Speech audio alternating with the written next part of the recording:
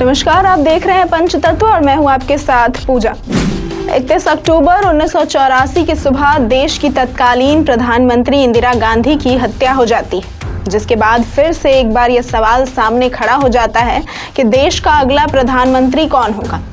हालांकि 31 अक्टूबर की शाम तक इस सवाल का जवाब भी मिल जाता है। इंदिरा गांधी के बाद उनके बेटे राजीव गांधी देश के अगले प्रधानमंत्री के रूप में शपथ लेते हैं, लेकिन सवाल ये उठता है कि आखिर अगले प्रधानमंत्री के रूप में राजीव गांधी का चयन हुआ कैसे। तो चलिए आज के पंचतत्वों में हम आपको बताते हैं राजीव गांधी के पीएम बनने की पूरी कहानी। जिस वक्त इंदिरा गांधी को गोली लगी उस वक्त राजीव गांधी पश्चिम बंगाल के दौरे पर थे। राजीव गांधी के साथ उस वक्त कैबिनेट मिनिस्टर प्रणब मुखर्जी और गनी खान चौधरी भी थे। 31 अक्टूबर को करीब 9:30 बजे सबसे पहले प्रणब मुखर्जी को पुलिस वायरलेस से खबर मिली कि इंदिरा गांधी पर हमला हुआ और वो तुरंत राजीव के साथ दिल्ली लौट आए। इंदिरा गांधी को गोली लगने के बाद एम्स में ले जाया गया, जहां उन्हें मृत घोषित कर दिया गया। एम्स में सभी दिग्गज नेता जुटे और अगले प्रधानमंत्री की चर्चा शुरू हुई।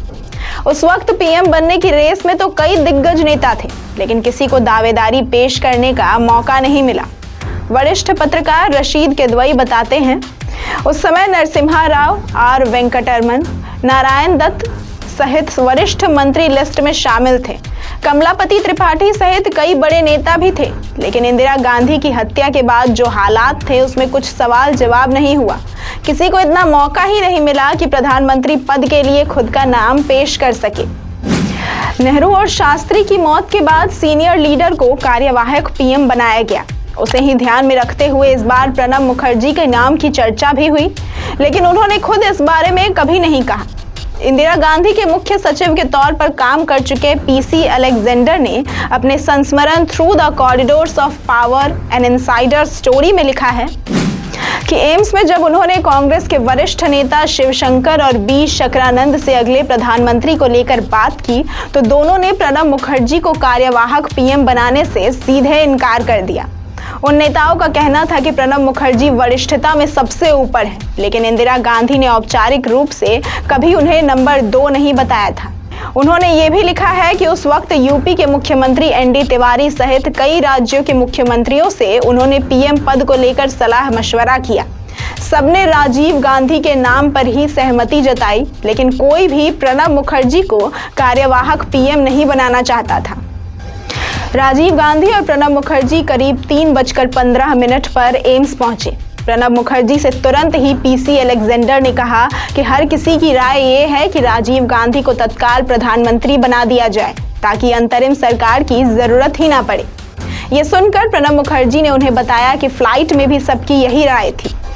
वहां पर कैबिनेट सेक्रेटरी कृष्णा स्वामी राव ने कहा था कि गुलजारी लाल नंदा की तरह प्रणब मुखर्जी भी अंतरिम सरकार बनाए, लेकिन प्रणब मुखर्जी ने खुद उनसे कहा कि राजीव ही पीएम बनेंगे। पत्रकार रशीद किदवई बताते हैं, राजीव गांधी के पास अनुभव तो नहीं था, लेकिन तब कांग्रेस का जो कल्चर था उसमें इंदिरा के बेटे का विरोध करने की हिम्मत कौन करता। न कांग्रेस संसदीय दल की मीटिंग हुई, न वर्किंग कमेटी की मीटिंग हुई, सब आपाधापी में हुई। आज भी कांग्रेस में कोई विद्रोह नहीं कर सकता। प्रणब मुखर्जी ने लिखा है कि राजीव गांधी को सरकार बनाने के लिए राष्ट्रपति को चिट्ठी उन्होंने ही लिखी। उन्होंने अपने संस्मरण में लिखा है, 31 अक्टूबर को ही करीब 4:10 पर मैं अरुण नेहरू और कमलनाथ अकबर रोड स्थित प्राइम मिनिस्टर ऑफिस पहुंचे, जहां पहले से ही पीवी नरसिम्हा राव और जी के मूपनार मौजूद थे। राष्ट्रपति दफ्तर के लिए चिट्ठी मैंने खुद ड्राफ्ट की, जिसमें लिखा कि राजीव गांधी को कांग्रेस पार्लियामेंट्री बोर्ड का नेता चुन लिया गया है। साथ ही ये भी अनुरोध किया कि राष्ट्रपति राजीव गांधी को सरकार बनाने के लिए आमंत्रित करें। इसके बाद सभी लोग चिट्ठी लेकर राष्ट्रपति भवन पहुंचे।